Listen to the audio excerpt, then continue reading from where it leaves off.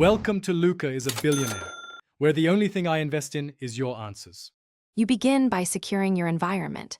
Save work and close heavy apps so readings aren't skewed. Once done, open System Settings or Control Panel and navigate to the System or About page to see basic device name and OS version. Make sure you have administrator rights or the admin password ready because detailed queries require elevated access.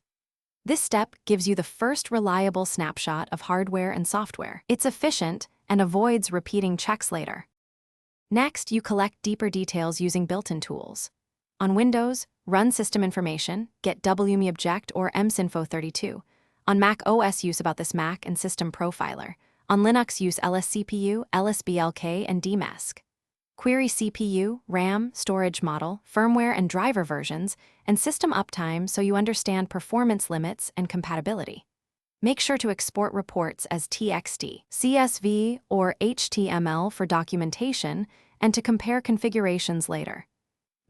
Finally, you validate and act on the data. Compare hardware and software details against requirements and flag outdated drivers or insufficient resources. Once you've documented a snapshot and recorded any changes, plan updates or replacements as needed. If something goes wrong, reboot and rerun the same commands, or boot into safe mode to isolate issues.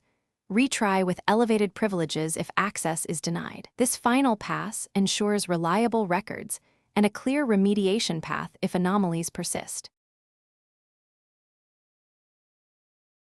Thanks for watching and please subscribe. It's the best investment you'll ever make.